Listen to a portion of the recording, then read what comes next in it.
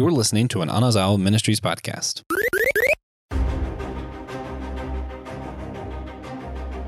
What's up, you geeks? Welcome back to another edition of Systematic Geekology. I am one of your hosts. I am Joe, and I am joined by a few people to talk about something that we'll get into, but younger me is fascinated that older me is doing this topic. First off, let's crack in with a voice that you know you love. Welcome back, Christian. Yo, Joe. And back by popular demand from our most popular episodes as of late. Welcome back, the voice of the haunted horror historian, Miss Stephanie Day. Welcome back. Hi, thanks for having me. So we are getting into the spooky and the weird this time around, and we are talking about cryptozoology. And I made the little bit of a comment at the beginning because for all of my background in the spooky and horror and paranormal and all of that kind of stuff, when I was younger, I absolutely thought cryptozoology was just all hogwash. Like, I just was like, yeah, this is like fairy tale stuff. And some of it is fairy tale stuff. It's, you know, monsters and all of that kind of stuff, but we'll get into all of that. But yeah, this is one of those things that I am fascinated to get a chance to talk about. But before we get there, very important that we go through what we have been geeking out on recently. So, Christian, start us off. What have you been geeking out on recently? Let's see. Recently, I have been geeking out on the second season of Vinland Saga, which is an anime adaptation of an old Norse epic about revenge and the dangers of so. Yeah, dude, that whole section of mythology is wilding out enough to begin with, let alone an anime adaptation. That's got to be nuts. Oh, it's perfect. Steph, how about you? What have you been geeking out on recently? I spend a lot of my time thinking about reading, writing, and telling scary stories. So when I get tired of that, I actually tend to play Stardew Valley. And I just recently started a new world, a new farm. And so that's kind of been my geek out, relax for the last week or so. It's what I've been doing in my free time. A little bit of a side note for all of you fans out there of that style of game. If you have played Stardew Valley on like consoles or even the base game on a computer, absolutely take the time to check out the mod scene for Stardew Valley. It's reasonably easy to get into, and there are a lot of modders out there that have made some really cool expansions to the base game. Obviously all for PC, but it's a pretty low resource intensive game. So definitely one. Speaking of low resource intensive games, one of the, in lieu of Steph joining us this week, I figure it only makes sense for me to give the geek out of Wingspan. This is a game that I don't understand why I like this game as much as I do. Probably because it still is like a game. Like it still has, it's not just this relaxing, like, sort of thing. It has all of that, but there's actual like strategy into it, and there's different ways that you can play and different things like that. So definitely one that I would suggest checking out, especially because it's only like $10 for the online version. The board game is definitely more expensive, but the good thing about both of them, both the online version and the board game version, is that they are adaptable for solo play. Just like if you were to play with, I think it's like up to 5 or 6 people. It's $10 while the Steam sale is going on. I do believe it's more expensive normally. Oh, okay, fair enough. I would still call it worth it, even if you're paying full price. So we are cracking into cryptids, and this is one of those, like I said, that part of most of it for me, growing up was just in line of hearing about like tales of monsters and different things like that, until you get to the topic of underwater cryptids and large scale beasts and things like that. That's a whole lot of nope. Just absolutely not. You know what I mean? Like, I would rather see something face to face on land than be in water, because what am I going to do as an air breathing human biped? So, how about you, Christian? What's your background with cryptids? Well, like a lot of the geeky things I got into, I can blame this on my dad. We were over at his place, my grandparents' place in South Carolina when I was about like 8. And I found this book, I think it was by Daniel Cohen at the time, that was about all these cryptids. It's like, what is a cryptid? What is the Loch Ness Monster or Bigfoot? I'd never heard of these things before. And it just got, we could say, worse from there. And I kept going and researching. And the fact you can argue cryptozoology is why I'm here where I am today, because that is how I ended up meeting Joshua. I met Lauren Coleman. For those of you who don't know who he is, he's one of the premier cryptozoologists of our age who has studied a lot of things from lake monsters to Bigfoot to phantom kangaroos. And he encouraged me, since I love, unlike poor Joe, studying lake monsters and sea monsters, he encouraged me to go get a marine biology degree. Now, I was that idiot who thought I could double major in marine biology and creative writing, which is also a passion of mine. That failed when I failed chemistry. So I went to only majoring in creative writing. But as a result, I eventually got to meet Joshua and then come here. So blame cryptozoology for that. There you go. How about you, Steph? For me, learning about cryptids was kind of a spin-off from all of the other horror adjacent things. And just like my love of horror, it was something that I really didn't know much about, deal with, until I got to college. And my best friend is a definite horror head, and she's also into a lot of cryptids and things like that. So it's really just been listening to her info dump about different types of cryptids and things, and them being like, oh, this is interesting. I want to learn more about this. And then from my show, meeting different people that are into that kind of stuff, that then are like, hey, have you heard about this thing? And then 2 hours later, I'm deep in YouTube learning about, creatures like Squonk that I only recently learned about this year, and who is now my favorite cryptid, but we can talk more about that later. Okay, I'll bite. I will play the role of what I am sure is most of the people that are listening right now. What is a squonk?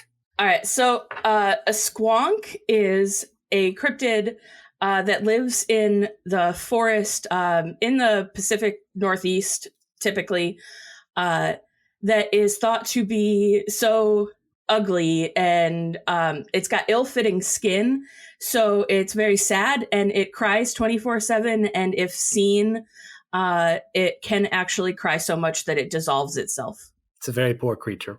It is. It's a very sad creature. It's been known to be tracked just by its tears, because it's crying so much you can literally follow its trail of tears. Very sad. Yeah, that seems like a design flaw. That seems like an issue. Yeah. So yeah, I think for me, the older I've gotten and the more into actual science that I've gotten, the more interesting something like cryptozoology becomes, because you do have this portion of it that almost finds the same kind of home as like the Universal monster movies. You know what I mean? Like the creature feature sort of deal. Same reason why I like, Godzilla and kaiju, different things like that. But for some of these, there's an interesting layer beyond the surface to the biology of animals, and understanding that there's so much of this world that is unexplored, both above ground and below ground, that it is conceivable, I guess, in certain regards, that there are some species of animal that we have never seen before. At least, and it's intriguing enough to ask the question, like, there are versions of this that are like, obviously part of the gimmick behind cryptids and all of that kind of stuff. But some of them you're like, well, if that is just an offshoot of an ape or an offshoot of a bat or something like that, what's to say that that's not like a rare endangered species that we only know by folklore and legend? I mean, well, when you look into the history of discovering animals, I mean, as recently as, the 1900 was when, to Western civilization, we found the gorilla. And for the coelacanth, both species of the coelacanth, everyone focuses on the African one in 38, but everyone forgets the Indonesian coelacanth in 97, which is thought to have been extinct for 65 million years. And there's still animal species being discovered today that, as we get closer to their range and habitat, we are finding them. The only reason we ever knew they would have existed in the first place is because of folklore and legend. Yeah. Yeah. And to that point, I think it's interesting when you consider how many of these are A, enduring legends, and B, like I said, reasonable offshoots of animals that we have a precedent for. You know what I mean? Hashtag Mothman is real. That's all I'm saying. Yeah, I've also heard. Oh, sorry.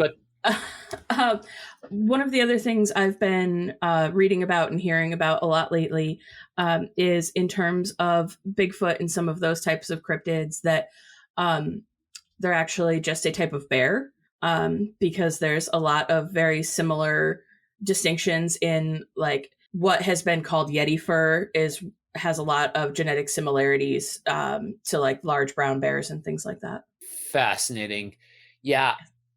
I think that's the one way that you make bears more intimidating is make them more humanoid and less encumbered by a lack of intelligence. Yeah, that's terrifying. Yeah, for sure. And it's the other layer to all of this is when you look through prehistoric research and genealogies of animals and things like that, when you consider it's one thing to consider animals that walk the earth, because short of like certain parts of the rainforest and different remote parts, it generally more of the above ground has been investigated or is been searched and things like that. When you go underwater, that's an entirely different thing, because there are like not far removed descendants and genetic lines from dinosaurs living in the water that like this is why I don't go swimming in oceans, because I have a love for my life and not a death wish. If you want to talk about Nessie, you can just say it. You don't have to slide in with the dinosaur talk. That is my personal favorite conspiracy theory / it's harmless for me to think this, so I'm just going to think it, that Nessie is in fact the last of the dinosaurs. So nobody can take that away from me. Thank you very much. And I would say, as to be Debbie Downer here, Nessie is something I want to be real. And I would describe myself as a skeptic who wants to believe when it comes to these things. So whatever hybrid baby of Mulder and Scully that comes out of that, that's me. And Nessie is one of those, like, I want to believe more than anything. Like, Nessie is my boy or my girl, depending on who you ask. And I just don't think it's possible. I think if there was something in that lock, it died out in the 70s or 80s, and it no longer remains. And my vote is for a giant eel. It's actually just bears. Just a whole bunch of bears all together. Bears can swim. There you go. Yeah, the idea of that being a giant eel is one that I'm not. I'd rather not think about. Wholesale would rather not think about. That's way more terrifying than my dinosaur thought. Yeah, eels, not a fan. Yeah, That's kind of how I feel about any of the winged beasts that you talk about with these things, because like birds are just miniature dinosaurs. That's really all they pretty much are. And so like the fact that there could be something with wings that is, this fierce beast. Nah, I'm good. I don't think so. So, no Thunderbirds. I'm a person none that of that. reasonably takes it as possible with the absolute abject desire that it's not real. Like, I don't want that to exist in this world. Yeah. So, thoughts on when we hear about all of these, cryptid hunters and all of that kind of stuff, and the people that go and track Bigfoot and all of that, because it's part of what kind of detracted me at first to this subject matter is hearing some of these conversations with people and listening to the shows and all of this kind of stuff. Like, oh, at least get somebody who has a reasonable like scientific background and all of that kind of stuff. It's like Jim Bob that grew up in his, friend's cousin's basement that like one time saw a black shadow in the middle of a hike and suddenly Bigfoot is real. So what do you make of these people that have gone through and done these investigations and seemingly have found at least some kind of evidence that some of this stuff is legit? That's what scientific pursuit is all about. Getting out there in the dirt and mud and figuring out, is this real or not? We wouldn't be here where we are today without that. And I have all the respect in the world for people who can do that, because I'm a prissy little princess and I don't want to get dirty. I want to stay at home with my baths and air conditioning. But I have all the appreciation in the world for them, for people like Hoovelmans and Sanderson and Mackle and Coleman, as they go out, get into the nitty gritty to figure out, is there such a thing as a phantom kangaroo? Is there such a thing as the Mokele Mbembe? Well, you're never going to know if you don't look. So I gotta take 30 seconds and ask, what is a phantom kangaroo?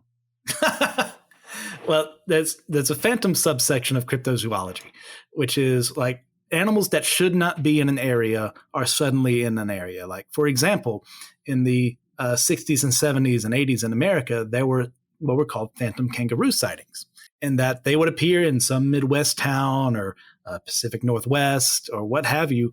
And you'd get investigators going in like, what's happening here? Did they escape from the circus? Did someone have a kangaroo ranch somewhere, didn't tell anyone they got out? Or was this like a time warp and something happened? They were brought here from a portal? Who knows? You're not going to know if you just say, oh, well, kangaroos don't live in America, therefore a kangaroo couldn't have been there. That's terrible. Like, research it. You know what else was going on a lot in the 60s, 70s, and 80s? Drugs. Drugs were going on in the 60s, 70s, and 80s.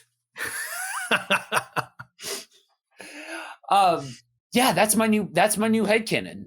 Phantom kangaroos are a byproduct of quantum wormholes that popped up randomly in the 60s, 70s, and 80s. Either that or I've been watching far too much DS9 as of late in preparation for that episode. You can never watch too much of DS9. Oh, man, it's so good. I'm on like season 5. It is phenomenal. How about you, Steph? Go ahead. I was just gonna say, I'm watching through Fringe right now, which anybody who's ever watched Fringe, I'm actually watching it for the first time. I'm almost done with season 3. So there's a lot of talk of alternate dimensions and soft spots in the world where things are coming over that aren't supposed to be there. So I think I'm just gonna take that one. That I can for sure believe soft spots in the universe. Kangaroos came over in the 60s. And it's doubly ironic because most of the problems happening in the Fringe universe are a direct result of the LSD experiments and things like that were happening in the 60s and 70s. So I'm all She's for right. It. Yeah. See, that's where like the skeptical part of my brain that knows how sensationalized a lot of this stuff had been over the years, especially, the 2000s and everything that became popular and all of that kind of stuff. There's a part of my brain that really enjoys conjecturing about these things, because it's not a far step to start legitimately having conversation about things like quantum theory and all of that kind of stuff.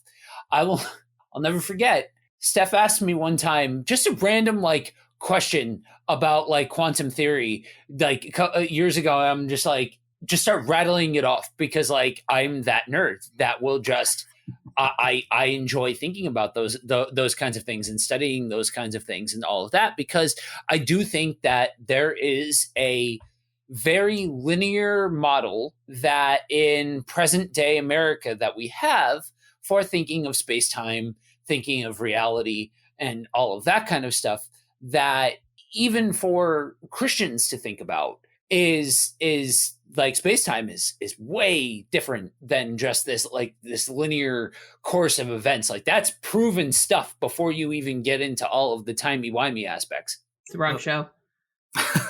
Yeah, wrong show. My bad. Well, speaking of Christians, and we brought up dinosaurs earlier, there is a subsection. I'm about to make a lot of enemies with the statements I'm about to make here, but bear with me. There's a subsection of Christianity that is huge into cryptozoology, because they are very interested in proving that dinosaurs are still around, because they believe if they do, it'll disprove evolution. Now, I say this as someone who is a young earther at heart. I want it to be young. I don't want it to be any age anyone has ever said, because I want them to be wrong, because I just have to be like that. But I think it's young. I don't think proving that dinosaurs are still around would do that necessarily.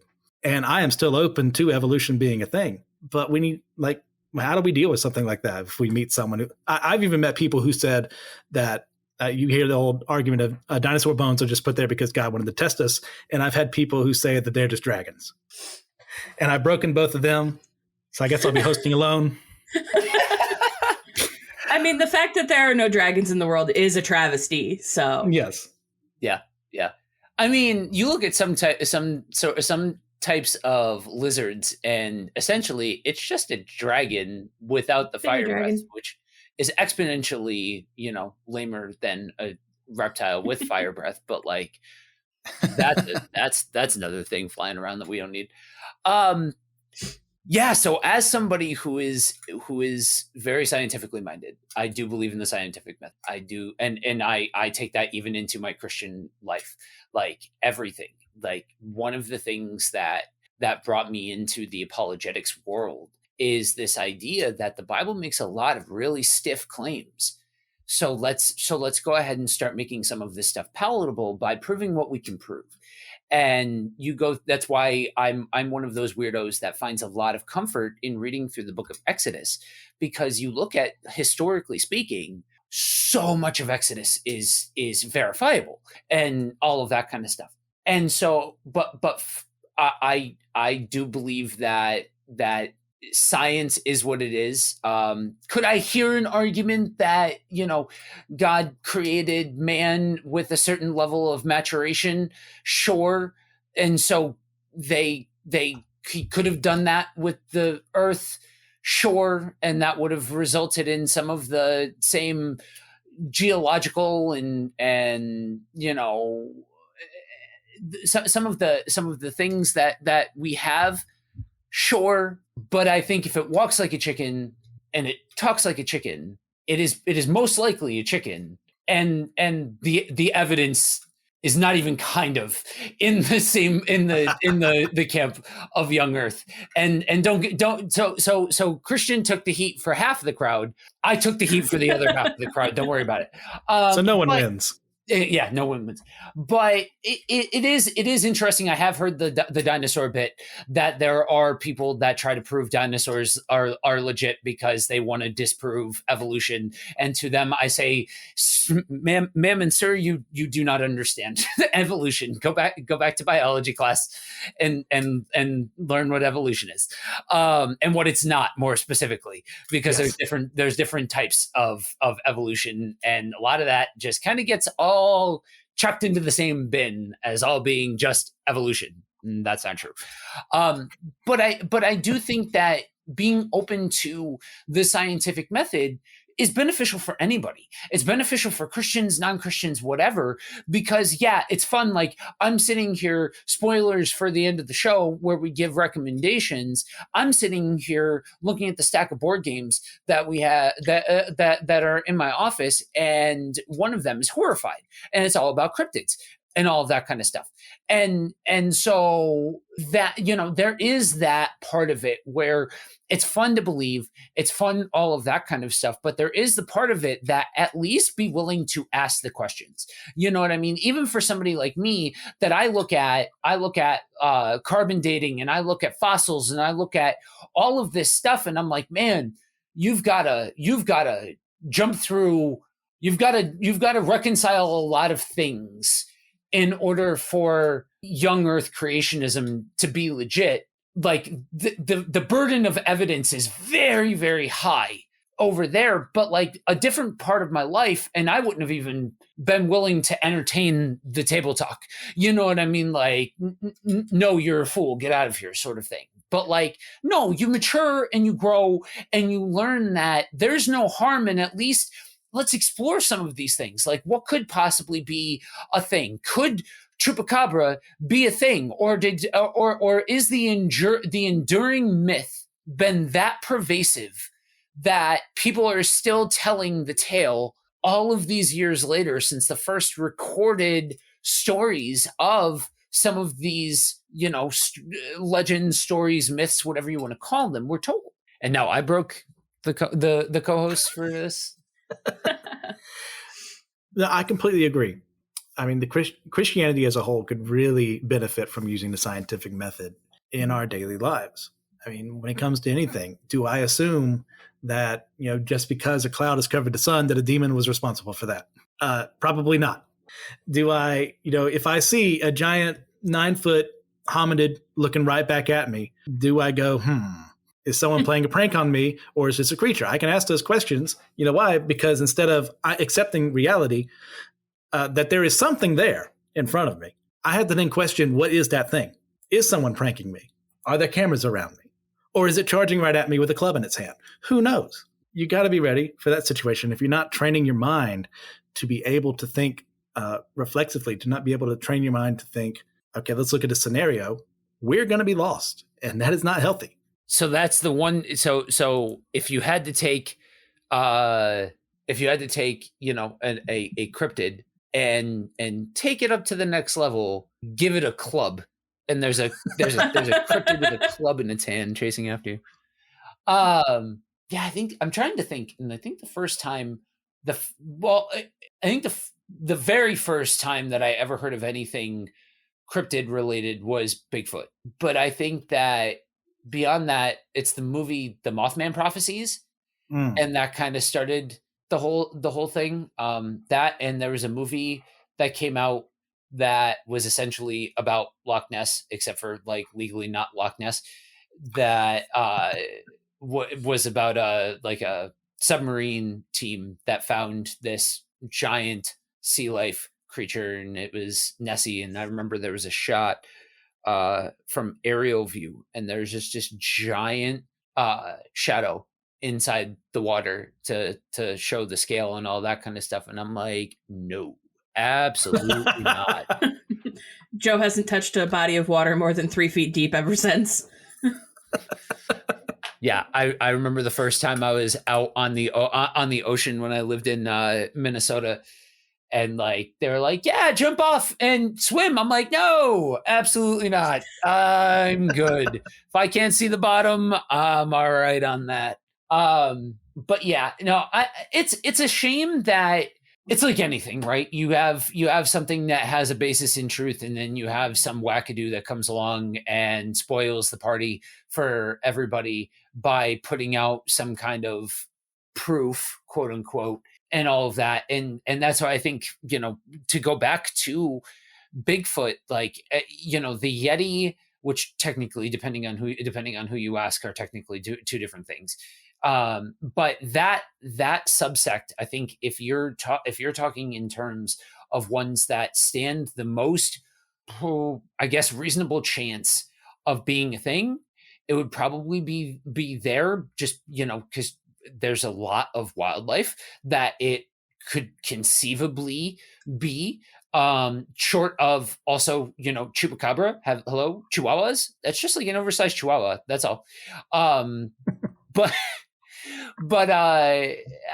you look at some of these pictures and recorded evidence and all of that kind of stuff that's been debunked over the years, and in a lot of respects, I think this is something that just kind of gets thrown away because of some people that just that took that, wanted it to be real or wanted to be famous or what have you, fabricated something, got caught doing that, and so now the whole thing is bunk. And while I think this is obviously something that has been sensationalized and taken and run with and all of that kind of stuff, this is one of those topics of conversation that I find myself coming to the case, or to the point of, and do I believe in all of it? No, but am I reasonably open-minded? I would like to think so. You know what I mean? Like, I think that there are some people that in the heat of the moment and being out in the middle of the woods, they heard things and they saw things that, their brain knew was there, but maybe they didn't catch a good look or really see what it actually was or something like that. But I think for all of these people to come out with claims and knowing the ebbs and flows of specific mythology, I think that's where it starts to get interesting, because mythology tends to change and shift from generation to generation. And some of this has been, tweaked and changed and all of that kind of stuff. But by and large, there's a core set that have stayed largely the same. And that, from a sociological point of view, is not really how myths tend to operate. Jumping back a little bit to when you're talking about the Yeti and other land creatures, and just the thought of the evolution of those kinds of things, we talk about a lot about what happens on land, but when you go back to the ocean, there's something like 90% of the oceans haven't been thoroughly explored. You are finding new things all the time. And when we already know that there are creatures bigger than school buses that we're totally fine with, we all know and love blue whales. Who doesn't like a whale, But those are, except for Joe. The most menacing of creatures, the blue whale. But just thinking of those things, we know about things like lanternfish, which spend their whole life at a depth where they never see light, that they evolved their own light source.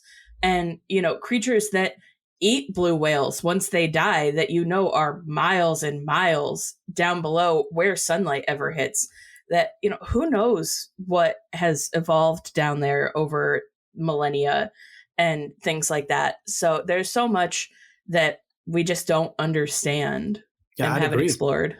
There's plenty of room in the ocean for our truncos and gambos and morags and the like. Those are all sea creatures, for those of you not in the know. And it's just fascinating that we think that we know everything. Or there are people, most good scientists will say we don't. But there are some that say we've discovered everything there is to be discovered. As far as animal species, we don't need to worry about anything. It's like, no, we've barely tapped the surface. I'm not saying that any of those three creatures or any sea creatures necessarily exist, but I'm saying we've got to look. And if we don't, then we're the fools for it, because we're denying reality for the sake of complacency and safety. Yeah. Two things. For me, in my everyday life, what I do, quote unquote, 9 to 5, works a lot with data. For various purposes, both creative, marketing, so on and so forth. I work with data, and I take that data and I execute based off of that data. Now, generally, you're only going to get a small subset of what is 100% of an audience or 100% of the available data to be able to work with. And you're going to have to make a calculated decision based off of that data set.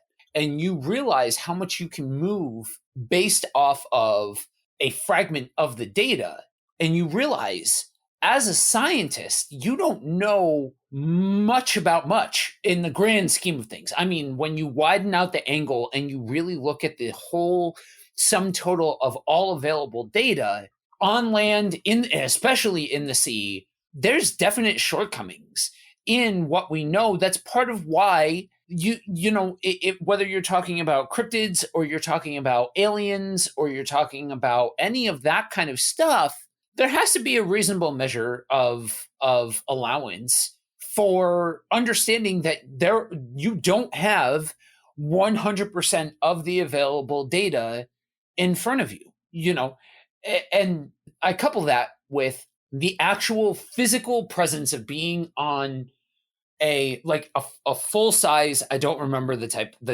of boat that it is. If 6-7 years ago I'd have been able to tell you, but I don't remember now. But a full blown sailboat. Seeing it docked at harbor and seeing a whole harbor's worth of these full size sailboats, and then being out on the water in this, again, giant, like this thing's huge, and you look around you and you realize you are this little dot on the full scope of what is the body of water around you, whether you have an issue with water or whatever, like whether you have an issue with undefined bodies of water or not, physically speaking, you are but a small blip in the actual physical dimension of the water. And so it's somewhere in between uneducated and ignorant to think that there aren't things below the surface that we've never seen or heard of. Things that very closely resemble what we know as dinosaurs. Hashtag Nessie's real. I'm just saying.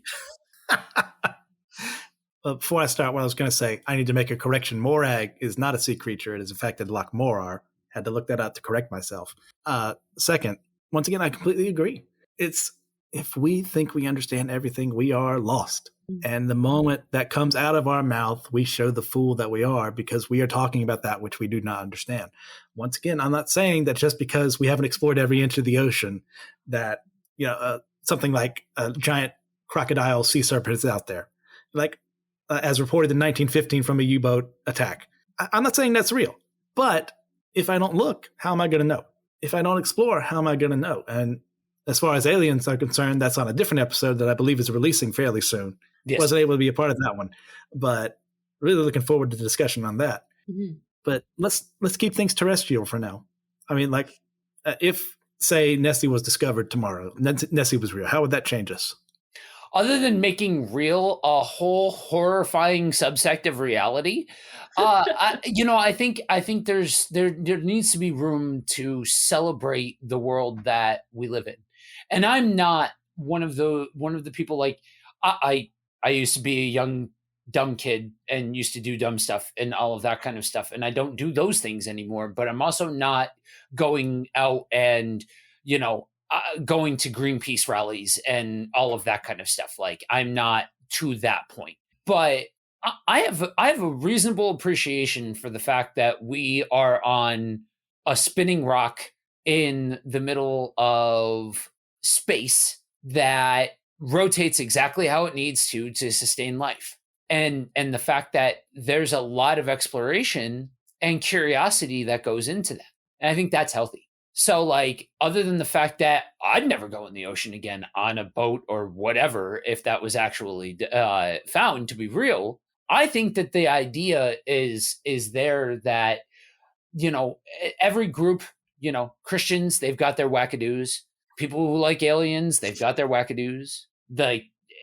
Just like with this, you have your people that sensationalize it, that market it, that want to make a TV show out of it, that see the money grab potential in it. But that shouldn't disqualify the actual scientific approach that some people are taking. And if anything, that should be the fact that that's a thing, it should be celebrated because it is people satisfying curiosity, exploring, and different things like that. What do you guys think?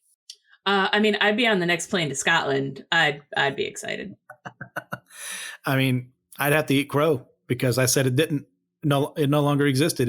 It's extinct. So I'd have to make a lot of apology rounds. Heading into this episode, I absolutely would have thought that the tables you would have been more on the, oh no, this is absolutely real side of the conversation. Generally, if I find somebody who wants to talk about this thing, they're like, oh yeah, no, hashtag Mothman's real. I do. I just don't know if I would classify Mothman as a cryptid, given all the things that happened around it. I'm in the ultra-terrestrial range. Oh, like Keel I do said. like that theory. Okay, smarten me up. What are you talking about? All right, so John Keel was a reporter who went to Point Pleasant in West Virginia while the Mothman sightings were occurring. There were also a lot of UFO sightings, Men in Black sightings. So some people even saw like some crazy guy who was racing around like the Silver Suit or something like that. It was a real wacky time in Point Pleasant back in the day. And one of the things that Keel wrote about was this concept of the ultra-terrestrial, a being that does not normally exist within the confines of our reality, or maybe from another dimension or reality or what have you, that can every now and then make its way into ours. But it's so far above us, it'd be like an ant fighting against a typhoon. And so like when Mothman appeared, it's like we can't understand this creature and its motives, or is it even a creature? Is it some force? Like, I couldn't tell you. I would like it to be a creature. But as far as what is presented in his stuff, my vote's on extra dimensional being. Okay, so just for the record, that's now my headcanon. I've never heard that before. But like that's more palatable to me than some of the other stuff that I've heard about Mothman. But like because I understand that like the concept of dimensional frequency is all but proving correct, that I could see a world where something crosses a dimensional barrier by tuning itself to a different frequency. You know, we all molecules move at a specific frequency. And so the idea is what happens if you change that frequency? And, you know, could you slip into, so for anybody who's having a hard time tracking, in your comic book fan, The Flash. The idea that the Flash can go to different dimensions because he can tune himself to different frequencies and all of that kind of stuff. And yeah, I mean, there's no big surprise that I got into quantum physics by being a Flash fan. You know what I mean? But yeah, I don't know if I have heard that before. I don't think remember that I've heard that before. Yeah, I can't remember if he wrote that term in the Mothman Prophecies when he wrote the book that the movie was based on loosely, or if he did later on. But I'm fairly certain he's the one who coined the term. Makes sense. So there you go. That's a part of the conversation that I didn't think was gonna come up today. And the best part is there is in fact biblical precedent for extra dimensional entities or creatures. Look it up. Seriously. It's in the Bible and I'm not kidding. So, you know, as we wrap it up, I gotta ask, you know, either in media or whatever most interesting to research. I'll start with you, Steph. What's your favorite cryptid? My favorite cryptid? Oh, that's a tough question. You know, I've already talked about it, but I think I would have to go with the squonk. There's something so ridiculous to me about a creature that gets anxious and sad enough that it dissolves itself into tears that I can kind of relate to. You know what I mean? It's a relatable cryptid. Yeah. And Nessie's a dinosaur. Anyway, and that's all I have to say. Thank you. Thanks for having me, guys. Just kidding. What about you, Christian? My basic answer would be Nessie. But in honor of Joe's fears, I'm going to choose the Lusca, which is supposedly a giant octopus-like creature in the Caribbean that lives in these blue holes that form in these various islands. And it said if any swimmers go above it, it will snatch them with its tentacles and eat them. So my vote is for Joe's best friend, the Lusca. So Cthulhu. Okay, cool. Yeah, see, that's my problem, man. Like, part of what bugs me about it is like, if you told me flat out without saying like it's a cryptid or whatever, like there's this large octopus-like creature that does X, Y, or Z, I'd be like, oh yeah, no, that's a possibility. I could see that being a thing. You know what I mean? Like, it's conceivable if you're willing to be curious. I'm not saying it's all real, but it's conceivable. And that is problem enough for me. I would have to say, I mean, now, thanks to this conversation, I would have to say Mothman. Like, Mothman just became at least 187% more interesting than Bigfoot. Bigfoot would have been my other answer because, like, again, conceivable. You know what I mean? I could see a world where Bigfoot is real, even if some of the people that talk about it in between talking about tinfoil hats and conspiracy theories. You know. So, what do you guys think? You ready to bring it in for a close? We're good. All right. So this is the point of the episode where I ask for geeky recommendations from y'all. Christian, I'll let you start us off. All right. Well, it's hilariously out of date now. But back in the day, Reader's Digest printed a book called Mysteries of the Unexplained. And I have that book over right beside my desk here, and it is torn and fractured from all the times that I have read it over the years. You will get a lot of fun out of it. It's not just cryptids or UFOs. It's also, there's some religious stuff in there, miracles and stuff like that. Check it out. Well worth your time. Cool. Steph? I've got to pitch a game that I actually got for Christmas this year. It's called The Real Truth. It's actually based off of a different podcast that I won't name drop right now. But it's based off of cryptids and conspiracy theories.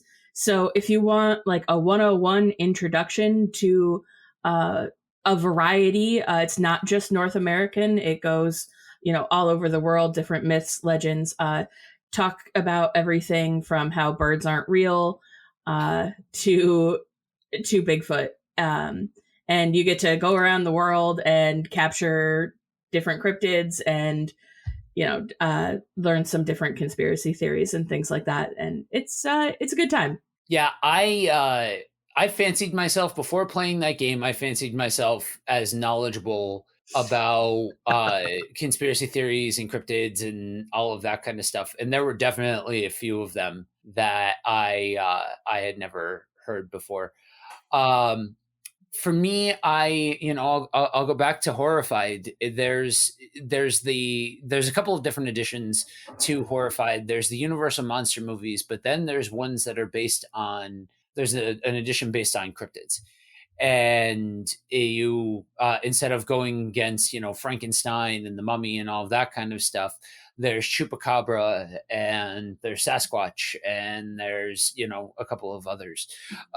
It is a very good time for any board game enthusiasts out there. Before we bring it home, Steph, go ahead and let the people know where they can hear the Haunted Horror Story. Yeah, so you can find the Haunted Horror Historian on YouTube or on all of your favorite podcast apps.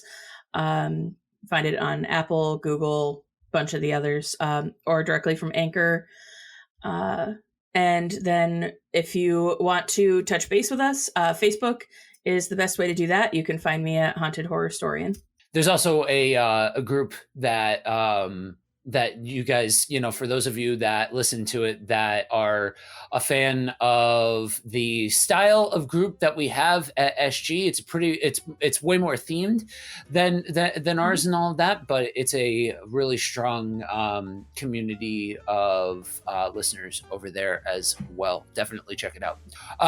But for now, that is a wrap. If you have listened to this whole thing and you are looking for more geeky goodness, you can head on over to systematicgeekology.org, head on over to the host tab, see all of the nonsense that the hosts are up to, and If that is not enough, you can head on over to patreon.com/systematic geekology, where you can help us keep the lights on and keep doing what we love.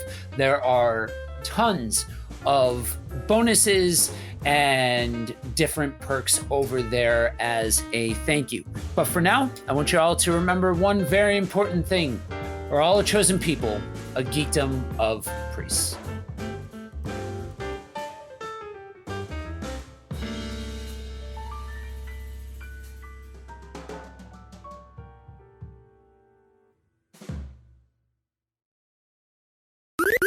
This was an Anazao Ministries podcast. If you enjoyed this show and would like to learn more about our network, be sure to check out the Anazao Ministries Podcast Network.